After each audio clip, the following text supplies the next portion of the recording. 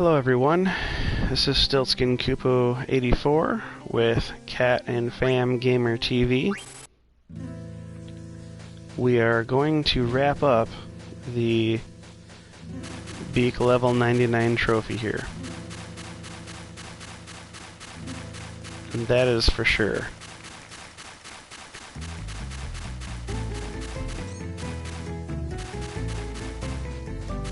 I'm more for sure about that than I am about anything else Final Fantasy right now.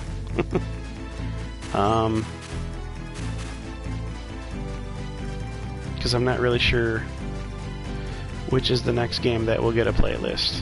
Got it narrowed down to 3. Definitely 7 or 12 or 10.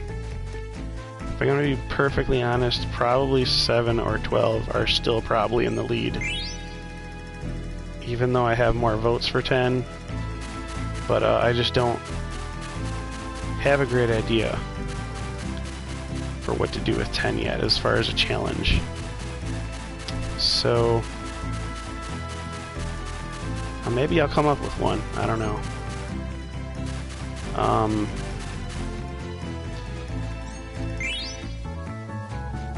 I do also think it's worth mentioning that I want to play some Final Fantasy Tactics again. I sort of got the itch for Tactics. And I don't know if War of the Lions is available on PS4 to stream. Like, I really would like the chance to play that and stream it. But mostly, I'm thinking of a game that I could play without streaming, because I just want something for my phone.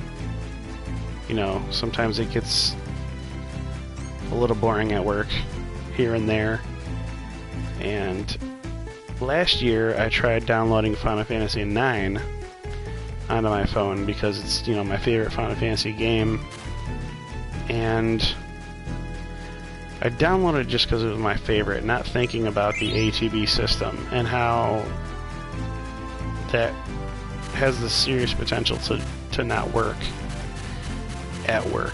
You know what I'm saying? So, I felt like I was trying to end battles really quickly. You know, I would have some work show up and I would, you know, have to hop right up and do it, and I'd be torn, and there's no room when you're on the job. There's no room for hesitation, and it made me feel like a bad worker.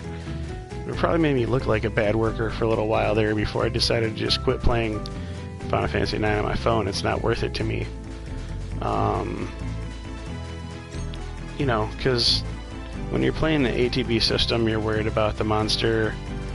If you haven't close out the fight, they're going to do some attacks to you. You're probably going to die before the next time you look at your phone because, you know, work requires something out of you for more than just like 10 seconds. So yeah, I would want a Final Fantasy game that is completely turn-based. It's 0 time progression if you don't, you know, make a choice. So I could turn my phone off, completely off, come right back to it in the same state that it was at when I turned it off. I don't want like an iOS game that's new-aged and newfangled, because there are in-game timers, you know, events run for only a certain amount of days, and I don't want to worry about, oh, you know, the event ends in 3 hours and I want to make the most of those 3 hours, but I'm stuck at work. Oh, gee, like, I played Brave Exvius, I know what that's about, so, like, I don't want to re-download Brave Exvius, because it basically killed the memory on my last phone. Like, the lag was real.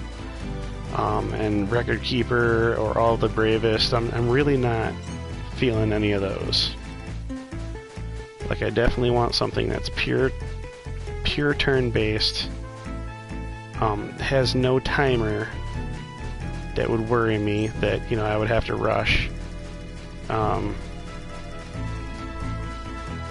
So definitely no Excalibur 2 Perfect Game Run on my cell phone.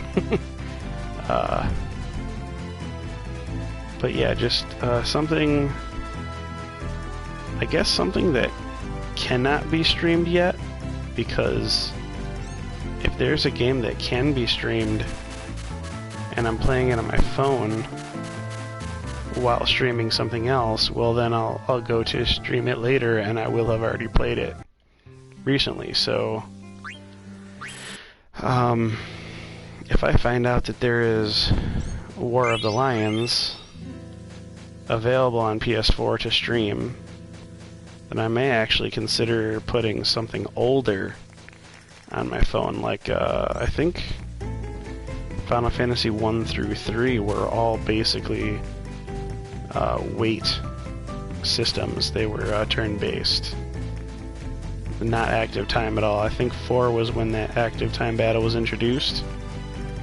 And I'm not actually sure, can't quite remember about Final Fantasy 5. I don't really remember if that was active time or if that was wait, you know, like turn-based.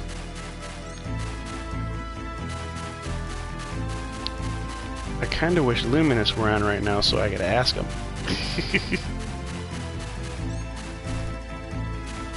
Luminous always seems to know these things. Of course, that could just be for more current games. I'm not sure if Luminous, I haven't tried out his OG knowledge base yet.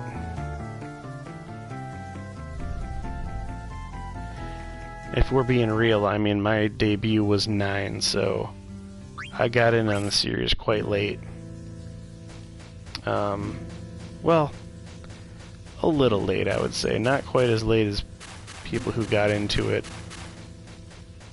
with 10 or 13 or, you know, whatever, but I got into it late enough where I shouldn't be having OG battles with anyone. But yeah, I mean, I played Final Fantasy 9 first, played 7 second. The third game I played was 8, I believe, and I probably played... That's where everything gets fuzzy. I'm not sure if I had Origins yet or if I went back and played Tactics, but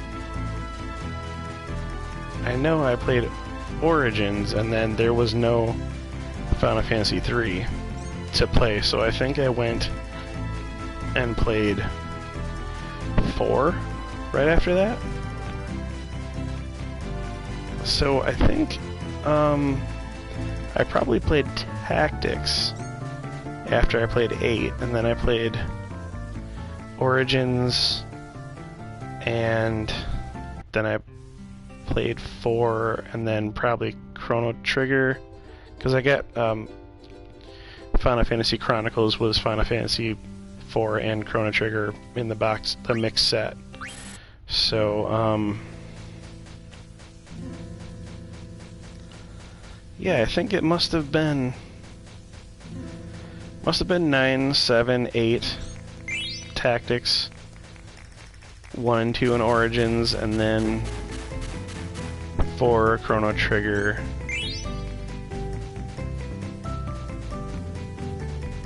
Then 12? No, 10. 10? You know what? 10 might have come out when I was done with 8. Because 9 and 10 came a year apart. So it's possible that I played 9, 7, 8, 10, then went back to play... Oh geez, now my memory is getting really crossed. So yeah, I don't know. I don't actually remember what the order was after that. I just remember the first 3 were 9, 7, 8.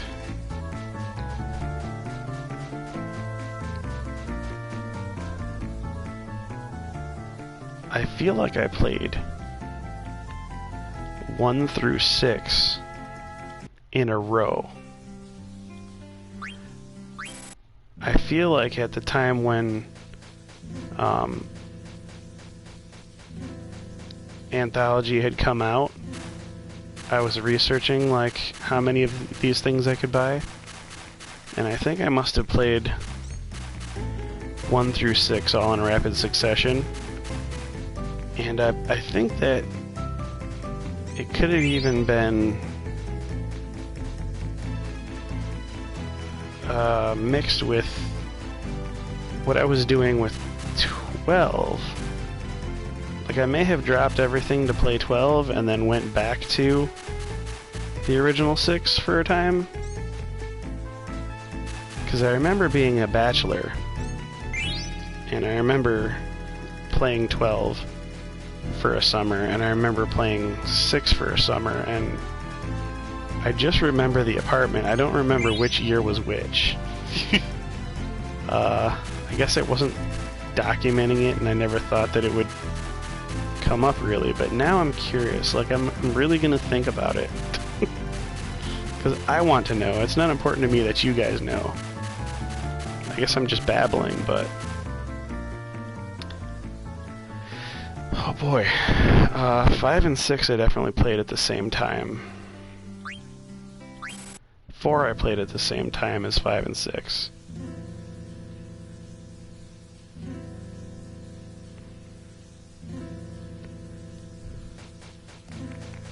I may have actually played 4 after I played 5 and 6.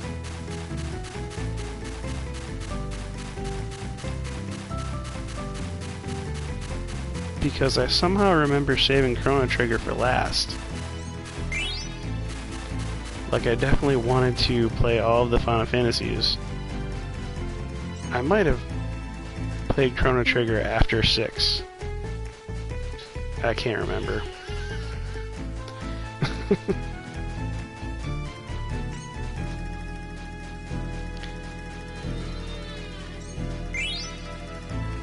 What I do remember is beating Chrono Trigger and then being greeted with the New Game Plus content and being like, oh, wow. And that was a time sink that I think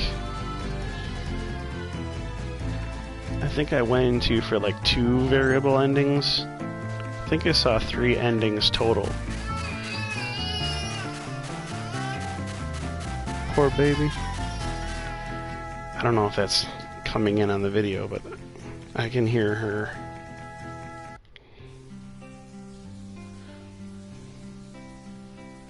It's okay, honey.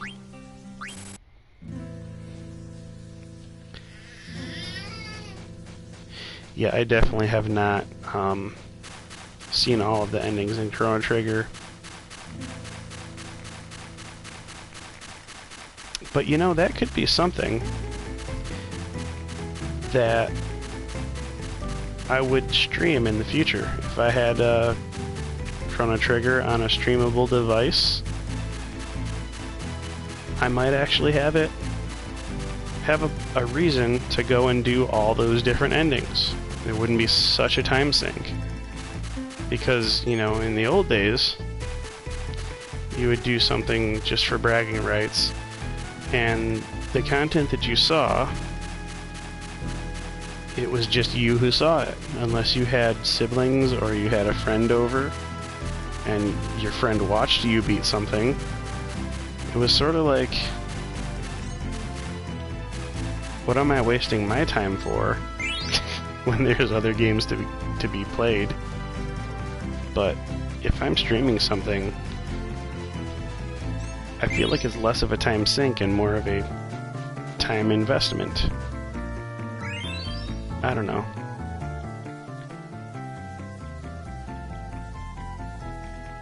That could be just a syndrome.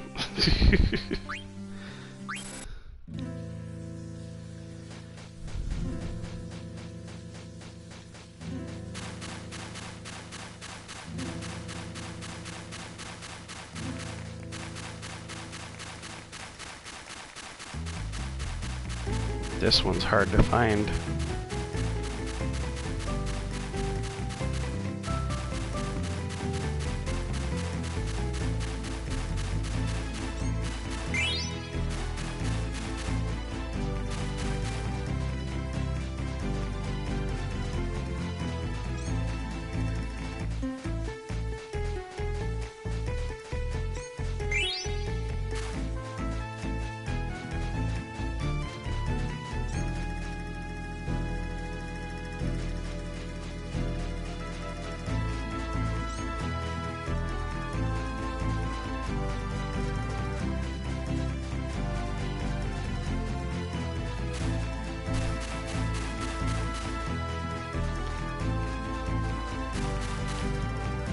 I feel like I'm struggling to find anything to say.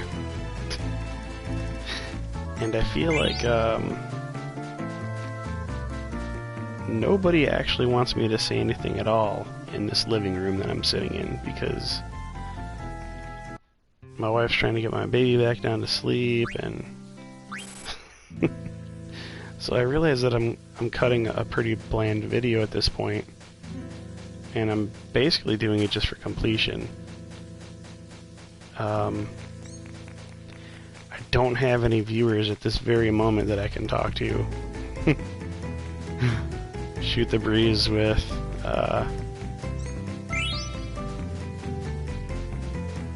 so my mind is kind of running on overdrive for things that would be worth it to talk about.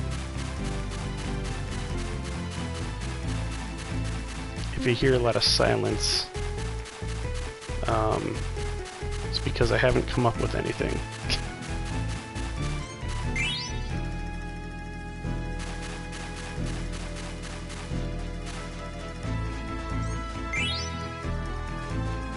I guess it bears mentioning that if I had more money, I would probably set up in a different room that was farther from any of the bedrooms. That might be a good idea for me to do moving forward.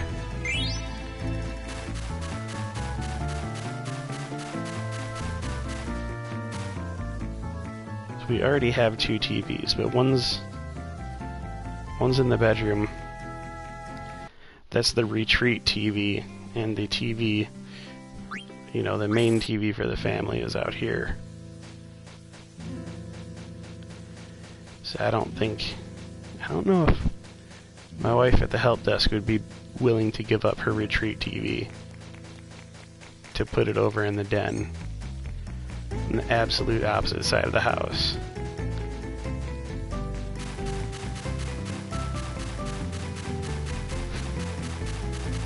That's where I have my old tube TV, by the way. The one that still works really well with the PlayStation 2. So I'd have to... if I put a newfangled TV over there, I'd have to put my old TV aside somewhere.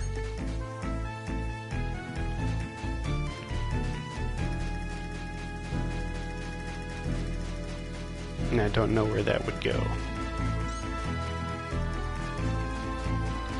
But I definitely 100% would not get rid of it.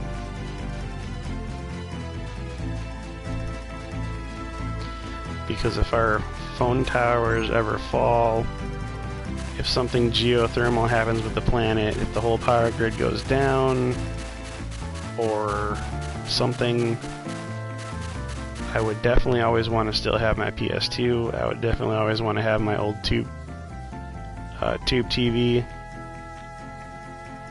And I would definitely want to party like it was 1999.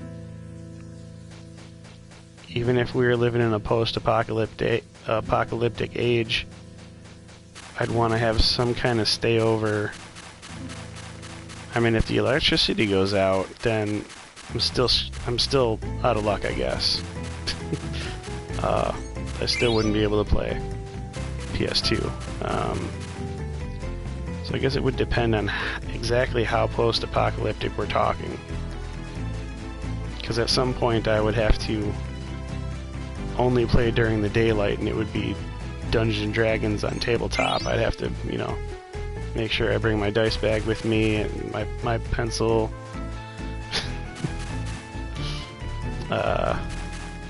And if it's post-apocalyptic enough, then I may not have any time for D&D either. I may just have to go into the forest and forage or hunt or whatever for my meal all day. People might find themselves having a lot less time for fun things like this. That does not sound like a world that I would want to live in. But nonetheless, if I was thrust into that kind of a world, I would still want to live rather than die, I guess. I just get a lot more sun.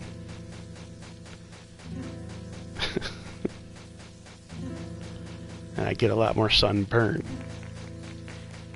Because I am, up to this point in my life, not very well conditioned for sun. Oh boy.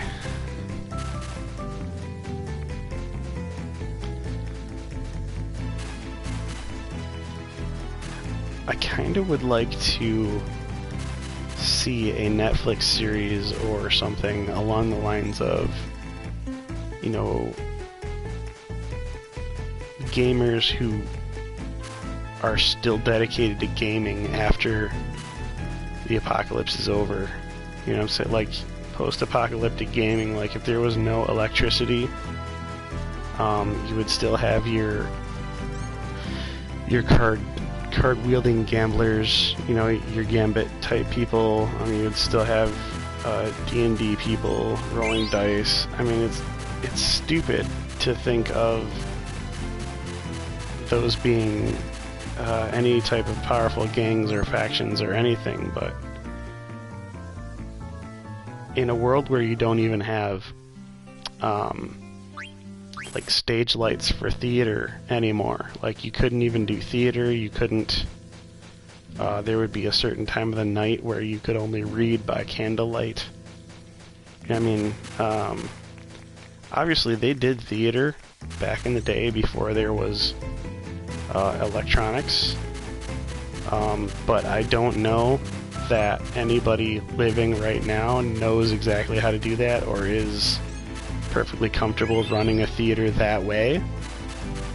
Even if there are people who can do that the way people did centuries ago, I'm not sure that there's a huge population of them. Like, they probably are in France.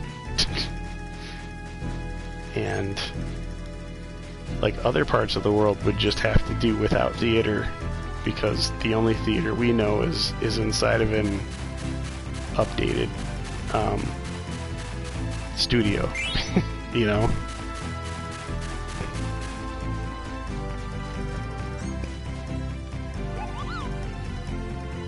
But like, you think of what people turn to when they have their rights stripped from them, like when they go to prison. Like, people game a lot in prison.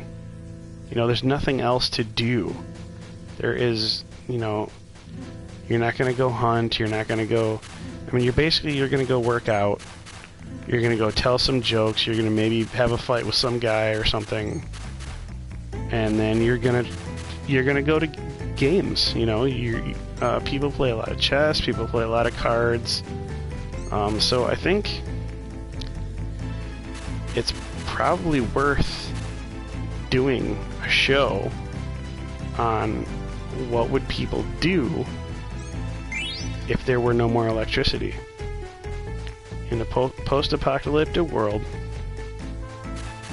obviously you would be a hunter and a gatherer and a looter if there were still Krogers around that still had, you know, food that doesn't go bad, like beans or Twinkies or whatever. Aside from that, aside from keeping yourself fed and aside from securing shelter, people would still want to do something, as long as they had the free time to be able to do it.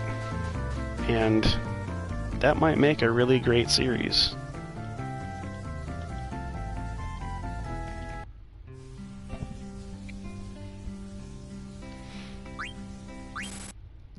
So if they want to cast the part of the guy who, you know, who's the post-apocalyptic D&D player. Yeah, I've already got that thought out. Like, I definitely would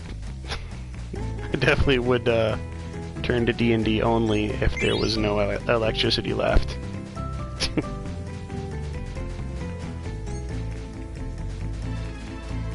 I'm pretty sure that the reason that I play D&D now is just because I don't ever want to be without any notion of what I could be doing if the power went out. It's basically the worst day in the world when the power goes out. And for me, having tabletop games and batteries and candles, it's a little less of the worst day in the world when I can still at least entertain myself with some good tabletop games.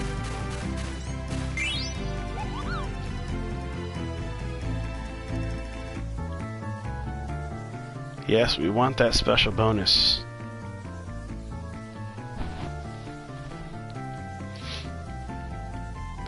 How much? 112. I've done better.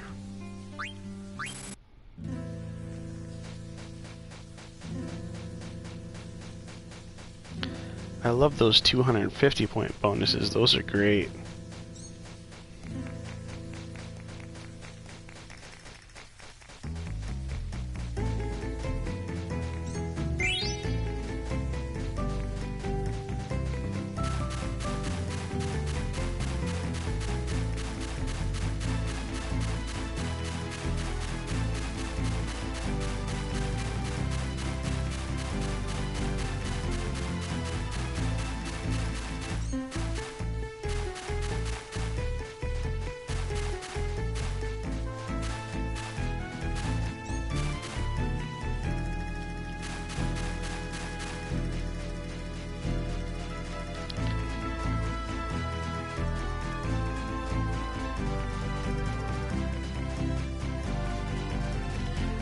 I think a great name for a protagonist character in a post-apocalyptic world set around gaming, games of chance, and games of skill. I think a perfect name for that kind of character would be Lucky. Because, I mean, even if it's just a nickname, even if it's just something that he goes by, because people would be getting pissed. He'd be a shark. He'd be the most annoying money swindling person ever. He definitely would be some element of an anti-hero, but a protagonist nonetheless. Like, based on the choices he would make, I believe you'd see that he had a heart of gold underneath it all. But he would just be that person that just everybody just wants to beat up, you know? So if I catch him in an alley or whatever, it's going down.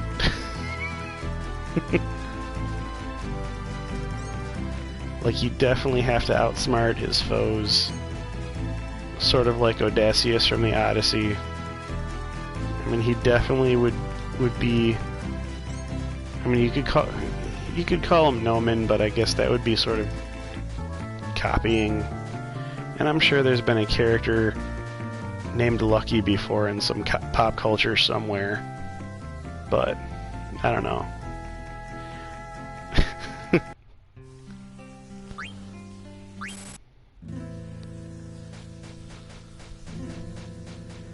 It would be cool to have a character, a protagonist, an anti-hero in a post-apocalyptic world who is basically a Dungeons & Dragons geek and a card swindler, you know, whose very name, the mention of his name, causes people to just be reviled and discussed. And feel sheepish and stupid for the time they remember crossing paths with him long ago. You know, between present day and the end of the apocalypse, something happened. Like, he should be a character who's been everywhere, swindled everyone, at least everyone's, like, third cousin or something. Everyone's in-law somewhere down the road somehow. I think that would make for great TV.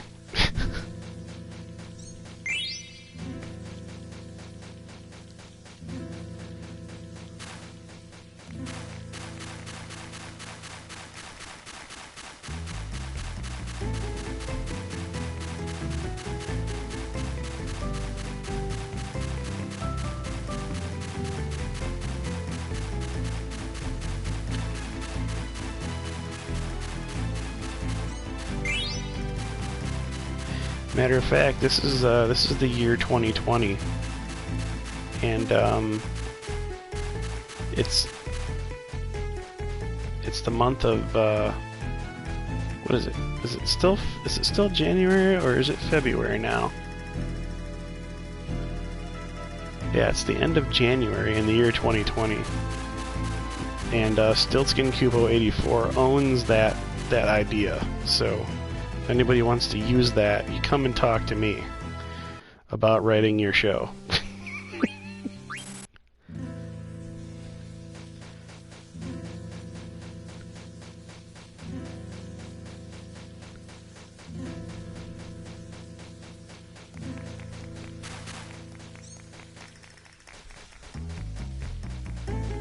Protagonist. I mean, it could even be a female protagonist. It could be a girl. If, you know, I guess it makes more sense. I guess Lucky is a unisex name, but a girl named Lucky could be pretty cool too.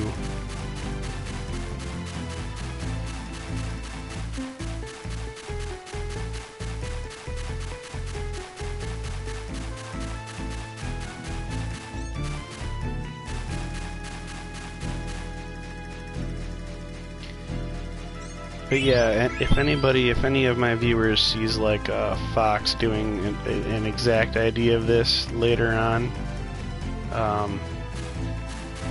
just let me know, because I don't have any actionable plans to work on a television show like this yet. But if somebody does put those plans together, please bring me in on it.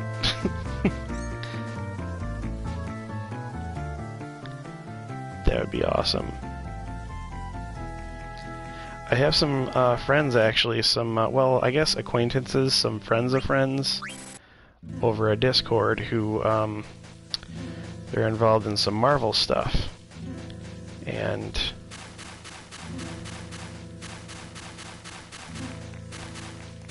I'm even wondering if I should talk to this person about it. But, yeah, somebody's wife does some things for Marvel these days, and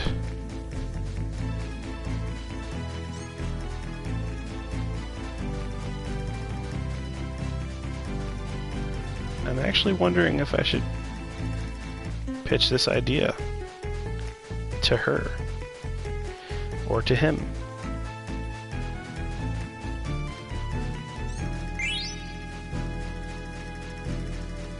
This might be really cool. I mean, Star-Lord, you get the whole jazz, funk, sort of a music background with him. He's somewhat of a music nerd, but you don't get much of the D&D video game gamer thing out of him.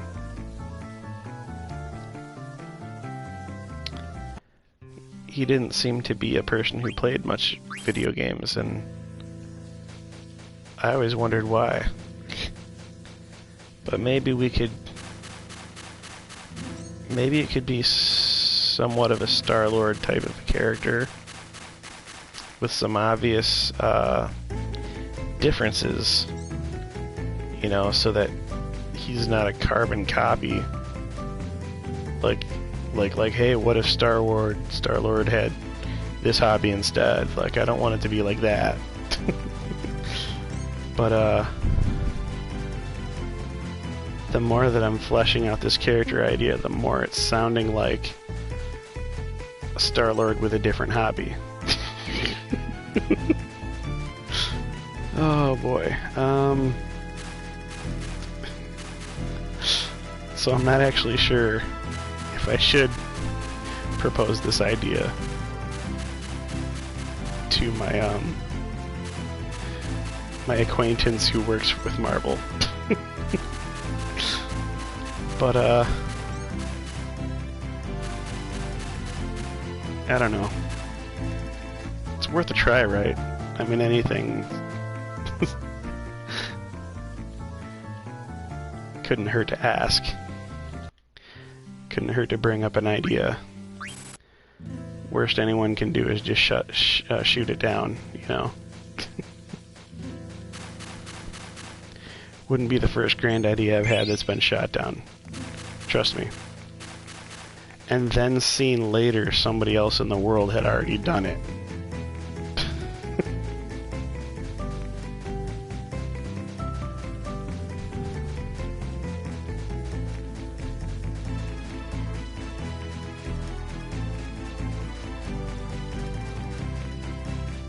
Oh boy, this is hard to find. Don't understand. Come on, dude. It's a long quay. We've been doing this for videos now, for hours now. There it is. Wow. This chocobo has an inability to find stuff.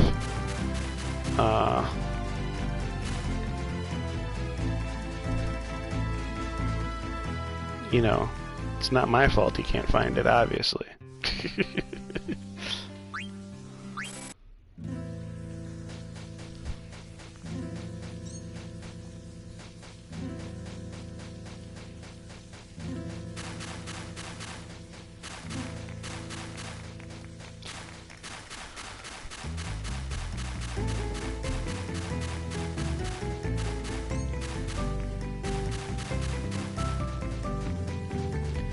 Everything I'm finding is stuff that I can't hold any more of. That's when you know you've made it as a chocobo hot and cold digger, I guess. You know, it's time to get a new career when you can say that, you know, everything I'm getting I can't hold more of. Besides maybe Gil. I don't know if I'm still getting tense. But at least the vast majority of things to find in this game are things I can't hold any more of.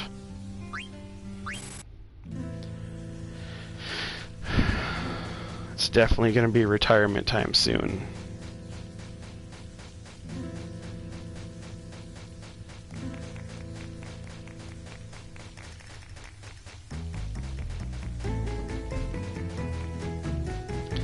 But I must end my chocobo hot and cold career at level 99.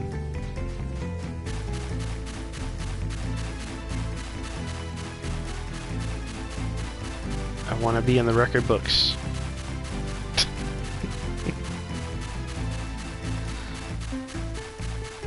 Okay, I guess there's not really record books for this.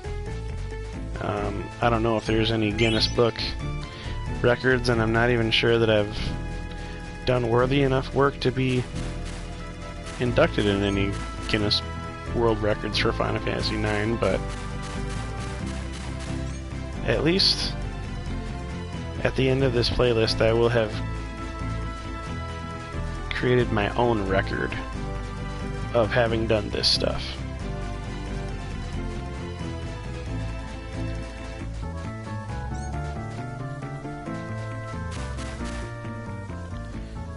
I mean, whether that's super cool or super humiliating, either way, I'll have a record of it.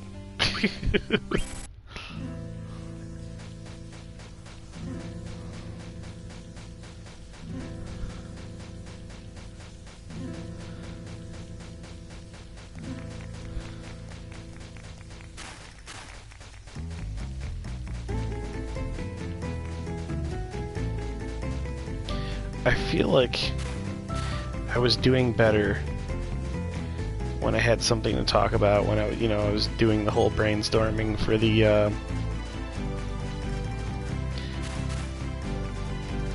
for the alternative hobby Star-Lord type of a guy or girl. And it could just be because I wasn't paying attention to myself and how bad I was doing at the time, but I feel like maybe when I pay more attention to this minigame, my performance actually goes down because of it. Like, I might be subconsciously better at this game than I am in my conscious mind.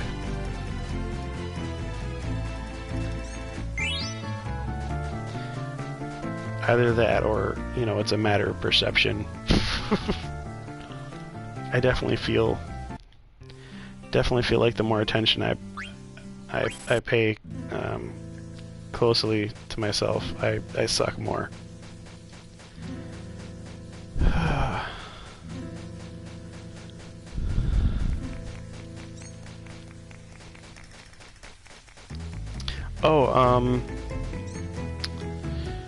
Regardless of which Final Fantasy I choose to do next, I will be queuing up Square Roots.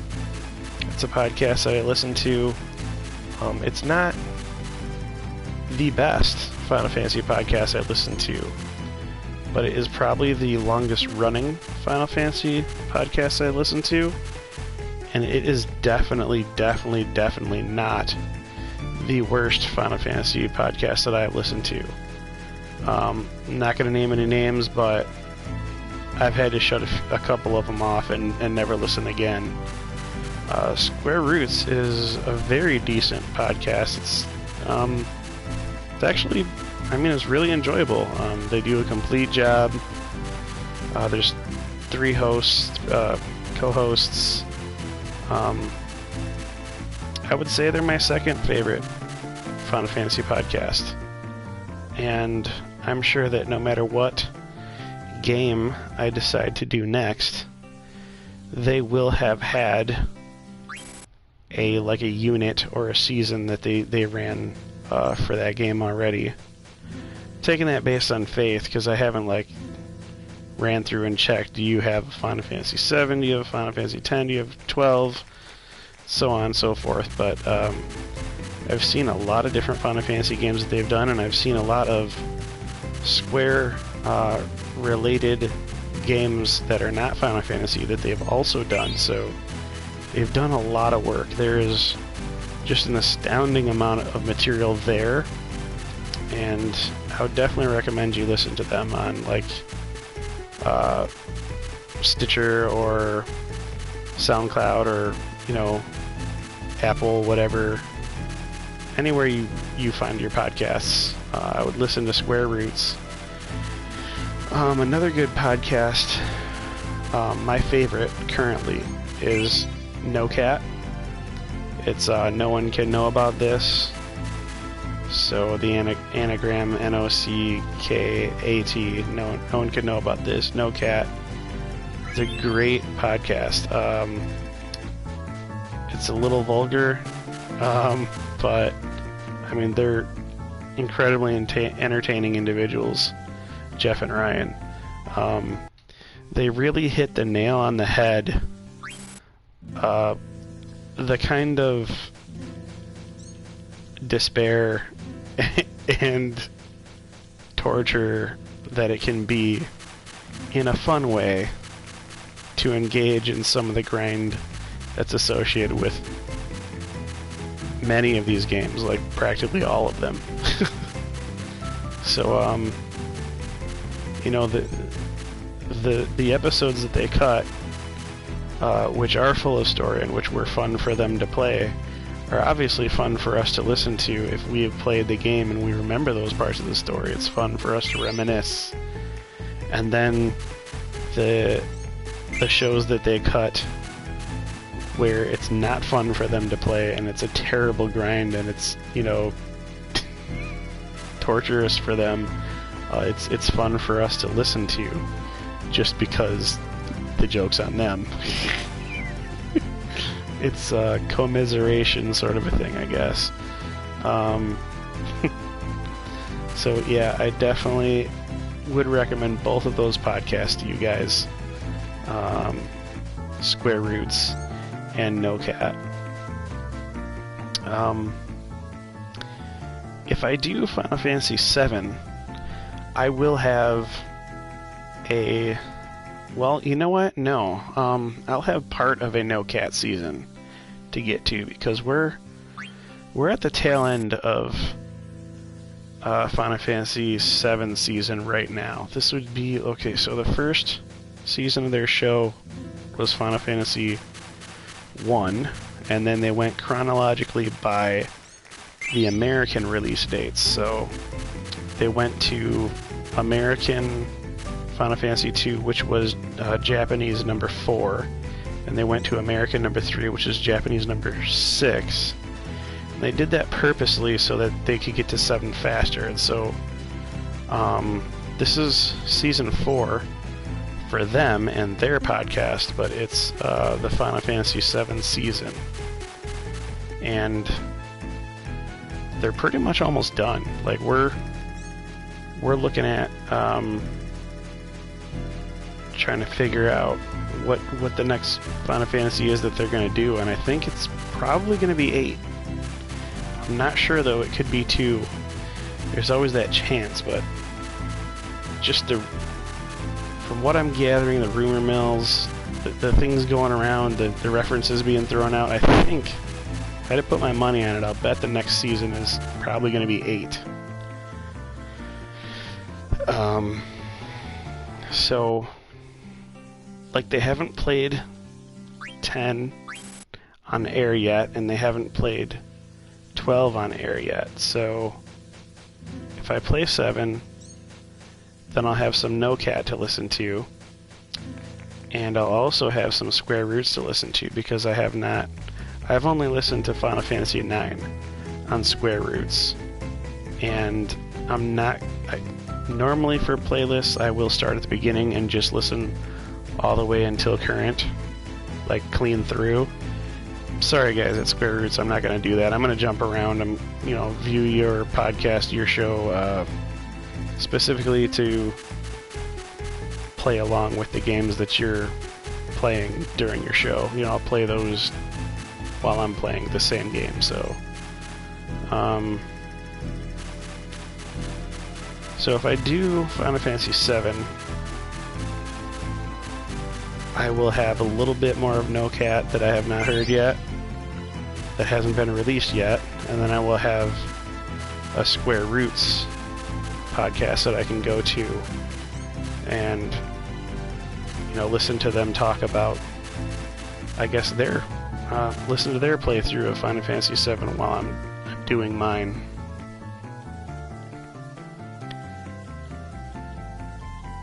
If I do Final Fantasy X or 12, then I'll be left with only Square Roots.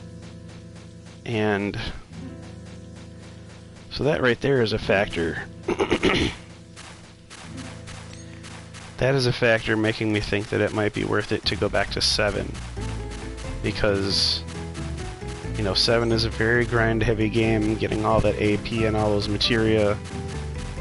And it would be great to have a whole bunch of podcast episodes to listen to off camera during that grind.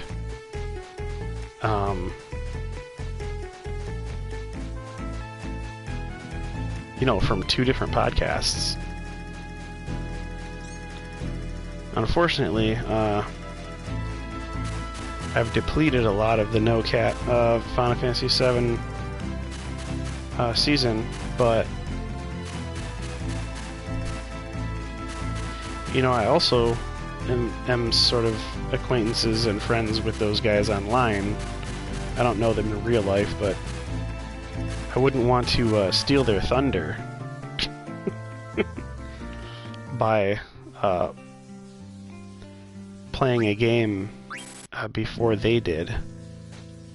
I'm much much lower tech, though. I don't have the recording skills that they have.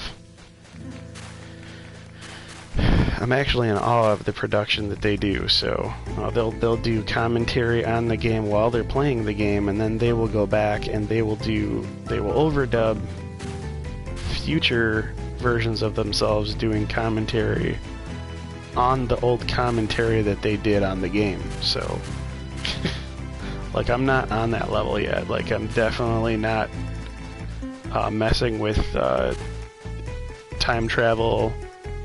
I'm not doing the whole time-space continuum thing.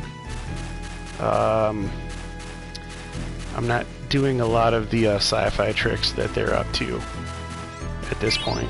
And I also don't have a hugely entertaining co-host, which both of them can say they do have, so it's hard to imagine actually outshining those guys by myself.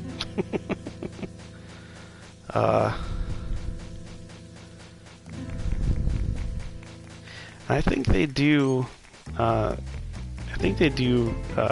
like YouTube videos or Twitch or something. I'm not sure.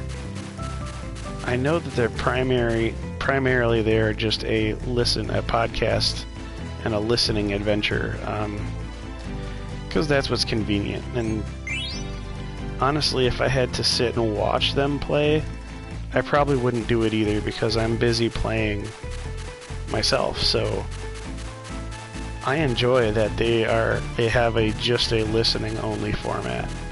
But I do think that they have a viewing format, and I'm not sure. I've never investigated it. But you know, maybe I can cut a better actual play than them. I'm not sure, though. They might also be able to take that actual play and do some time travel and dimensional manipulation stuff to their video footage too. But I find that really hard to believe. Like, until I saw them do it, it would be hard for me to figure out how to do that. Essentially, I'm playing a Let's Play, and they would be playing a highly cut version of a Let's Play. I don't know. I'm just theorizing. But actually, I'm not doing a Let's Play. For real, I am legit doing a Dad's Play. Ooh. Just drop some papers. But yeah, a Let's Play would sort of carry a connotation that what I'm playing is new or groundbreaking or something that somebody hasn't encountered yet. Which I know Final Fantasy IX, it's not true. Unless you're coming late and unless you somehow skipped it. Oh, there's nothing new about this game, so this is definitely a Dad's Play video. This is a video of one dad who's done this multiple times before, who's showing the youngins and displaying for the contemporaries, proving how good people from our time period are at these games. As if it needed to be proven. We are such OGs. But yeah.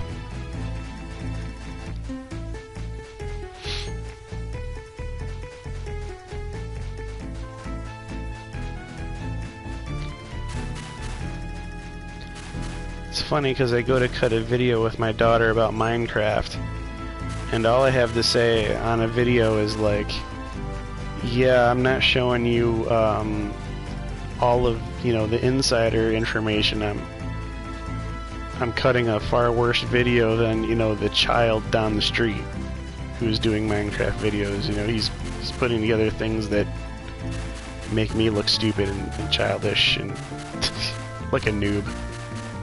So,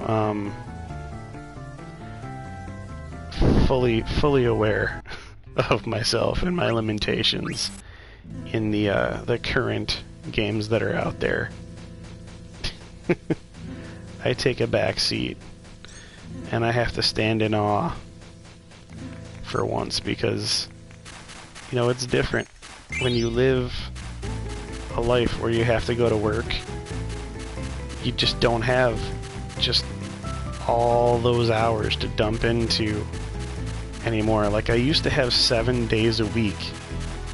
I used to have 5 days that I went to high school and come home and do homework as fast as I could, and I could still play like 3 or 4 hours of video games before bed. And then on the weekend it was like all the way from until getting out of school on Friday, practically all the way up until going into school Sunday night. Like, I had that whole time to just dump on a video game of my choice, because I had no concept of talking to girls. I was in choir. I had plenty of a sense of talking to girls within the comfort of the friend zone, but I didn't know how to venture very well outside the friend zone yet, I'm afraid. So, yeah, I had that whole weekend to dedicate to video games and playing video games like Tekken with some of my guy friends.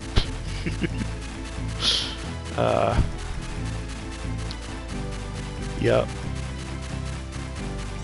So essentially, when I'm making these super informed and awesome videos with nuance about Final Fantasy IX and unearthing things that even the original people didn't know until 2011,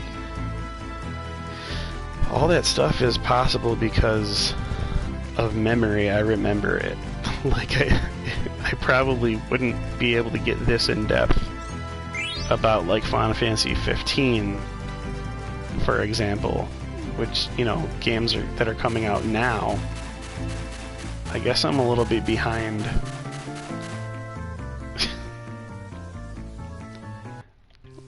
Like, if I ever do a Final Fantasy 15 video, I'm gonna be honest, just watch somebody else's. Just don't even watch my Final Fantasy video. There's nothing that you want to see there. So when I make it, I'll just be perfectly honest with people and let you know that this is a dad's play. There won't be anything groundbreaking when I do a Final Fantasy 15 playlist, and I'm not even sure yet that I'm 100% gonna do a Final Fantasy 15 playlist. Personally, I'd rather do a Final Fantasy 14 playlist before I did a 15 playlist, and 14 is probably artistically and graphically the last Final Fantasy game that I was happy with, And I don't even like MMOs. By and large, I'm not a very big MMO guy. Like, I like Elder Scrolls, and, Breath of the Wild is cool. It's like a Zelda MMO, I guess it's not an MMO, it's like a Zelda Skyrim. But, like, keyboards are unwieldy. I'm a very controller-oriented guy, so I can say that I haven't had a sweet spot for a Final Fantasy game since Final Fantasy 12. And 14 sort of reignites part of that. Probably because Matsuno had a hand in, you know, part of the raid, and Matsuno's whole team is sort of, you know, working on Final Fantasy XIV without him in general, and then during the Iblis raid, they got to work with him again. Some people who... I was reading an article, I guess, some new developers who grew up playing Matsuno games and always wanted to, you know, make a game with Matsuno.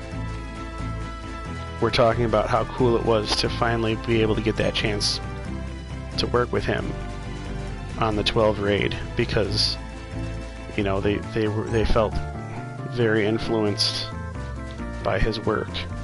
I mean, when you're a game developer and you have to step away from a project halfway through and they build a monster after you, people may or may not understand that Yasmat, the 50th hunt, the last hunt in the string, probably the hardest single monster to fight in the entire game.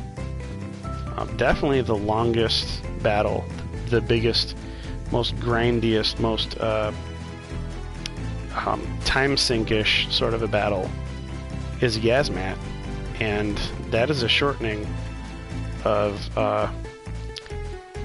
Yatsumi, I think, or something Matsuno. So yeah, I mean, it's his name shortened down into a monster name. Yasmat is a parody of Matsuno, and I mean, it's plain to see that even though he stepped away early before the release of the game, his dev team obviously thought a great deal of him. If you go into like the monster description in the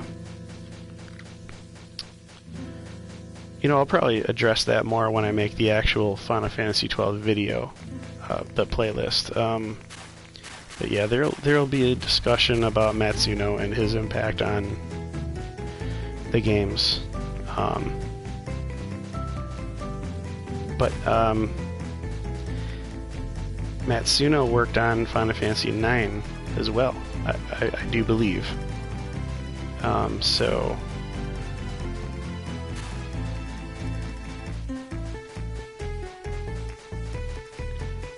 that's probably why I like 9 so much. There seems to be two major teams in the Square Enix sort of a conglomerate or whatever. There's like Dev Team 1, and they're the ones who are primarily responsible for like 7 and 8 and like 10 and 13. By and large, mostly the games with, you know, zippers and lots of black clothing and lots of emo people. And I can stomach it to a certain extent, but, you know, the game mechanics better be good. And Ito, Hiro Hito or Hiro, you know what? I don't want to get his name wrong, but the developer Ito he's in charge of a lot of the battle systems, and you know, if he makes a battle system that's good, I'm playing the game. I don't care, you know. And so even with all the emo stuff going on, it's hard to stomach. I feel like Dev Team 1 still puts out a product that's worthy of some money. But I definitely feel like the game comes more alive when you have an art director like Matsuno or a contemporary of his who values the more whimsical part of the franchise, like he did, you know. For me, Final Fantasy is all about medieval and whimsy and tales of the past and legends coming into the present and the future. For some people, Final Fantasy is about Japanese pop culture and space age tech type stuff. I mean, yeah, that's cool.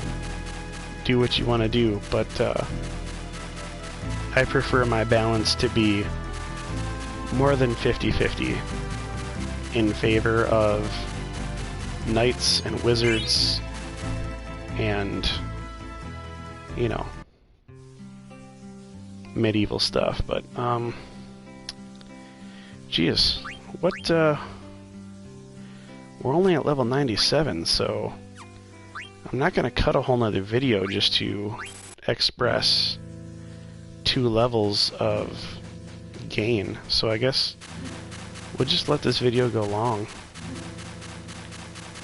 I really had hoped to have this wrapped up by now, and I think it would have been possible if I had had better luck or better skill in the previous few digs. But hey, we're 89, or we're 98. I mean, stupid dyslexia.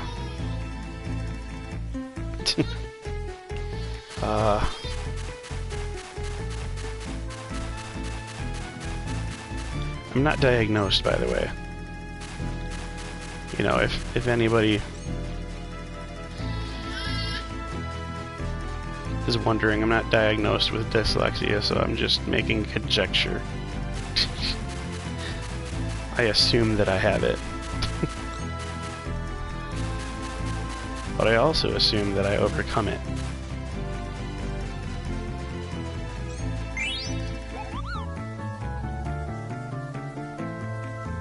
Alright, yeah, give me that big bonus. Big bonus. I need to get level 99. I need that trophy. Let's go. 104 points. Yeah, dude. I'm hoping one more dig is all I'll need. 1 or 2.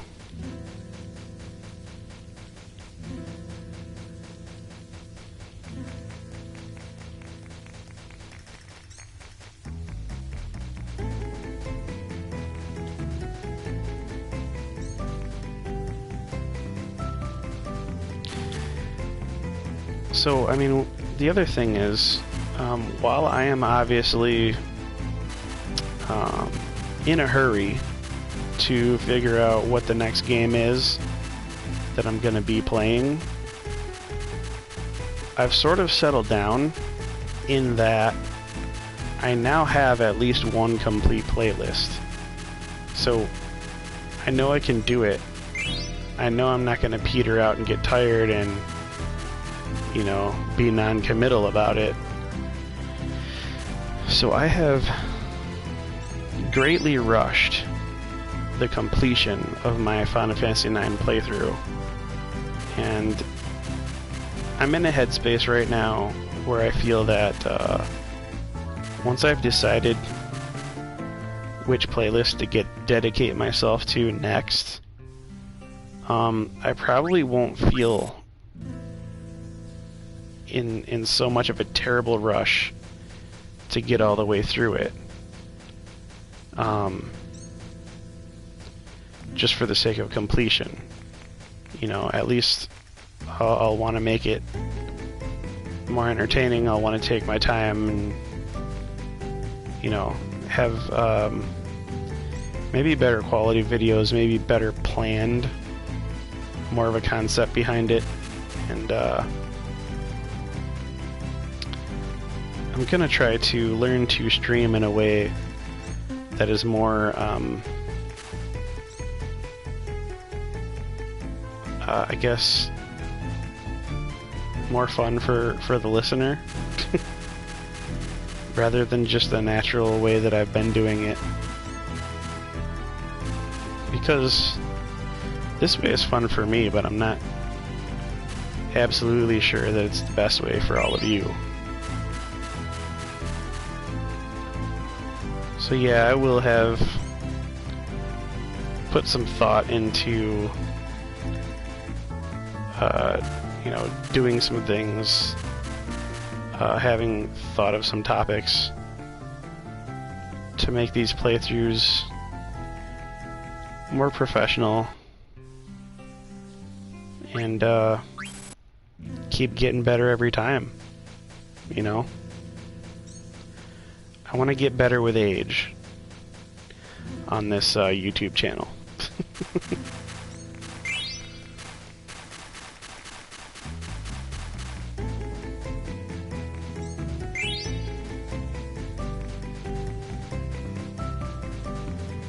It's right in the middle here.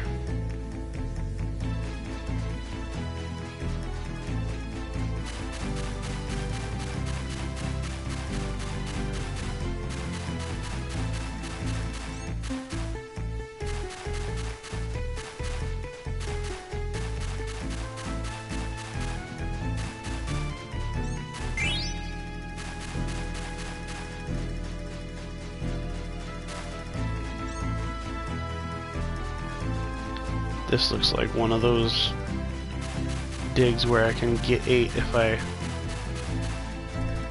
get super focused here.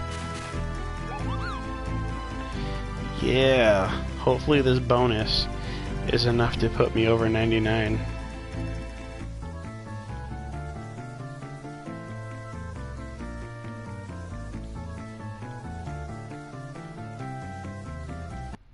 Nope, no such luck. Well, one of these bonuses is gonna do it. I find it very hard to believe that I'll break level 99 on any of these digs where I don't get the 8th one, because it would be an incredibly small amount of points to put me over the 99. It could happen. It's just not likely.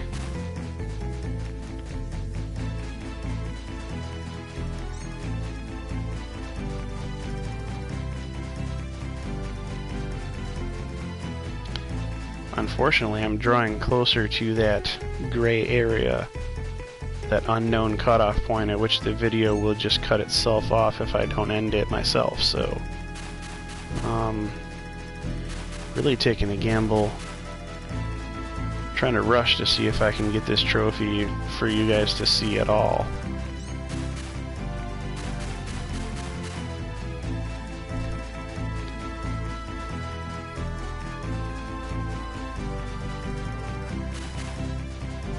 If I'm running a long video, I want to at least have gotten the trophy by the end of it.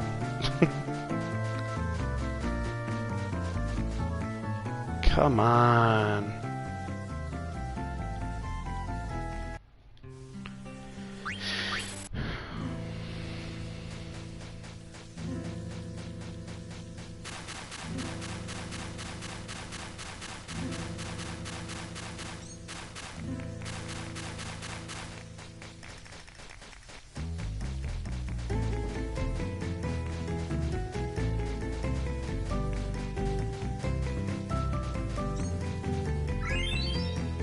There we go.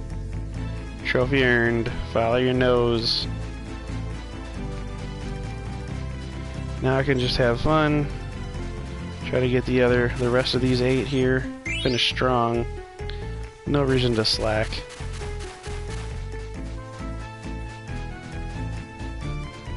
No reason to be crushed either. For once, I don't have to get all 8.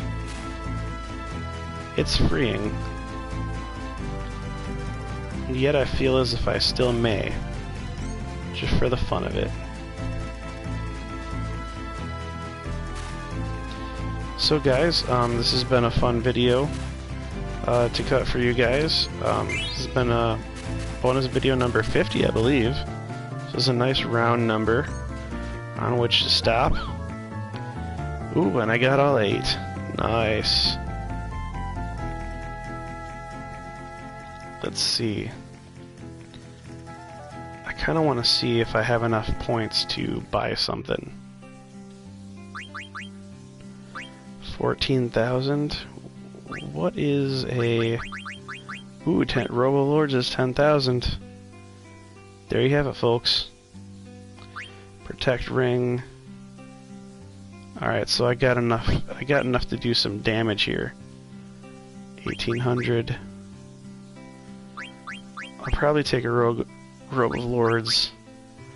I may have enough of those, though. I may just want the Protect Ring. I'm not sure. And then I wouldn't have to do the Nero Brothers thing. But I'll spend my points. I'll spend them off camera. But the Protect Ring and the Robo Lords and the Vilchins card are probably what I want to go for. But so in closing, I may or may not be doing a Nero Brothers gambling minigame, and I may or may not be doing a Nero Brothers family reunion video at Memoria at the end of the game. So, I mean, keep your eyes peeled for those. Keep your eyes peeled for the next Final Fantasy playthrough that I'm going to be starting. And if this is the last video that I cut for this playlist for a very long time, then I just would like to take a minute and say that I thank you for spending the time that you have. I'm grateful for all the likes and subscribes. It really helps out my daughter's channel. And of course, I'm not averse to getting recognized. I really like the attention too. Please join us on our Minecraft videos that we shoot, and on the Kingdom Hearts 3 videos that we shoot, and on all of the other videos that me and my daughter may shoot together in the future. And again, come back for any of the Final Fantasy playlists that I'll be cutting by myself that you may be interested in seeing. Thanks for watching. I hope I was entertaining, and I hope to entertain you again in the future. And possibly your kids as well. This is why I make a point not to swear. So, yeah, keep your eyes peeled, and I'll see you next time I see you. This is StiltzkinKupo84 with Cat and Fam Gamer TV, signing off. See you later, guys.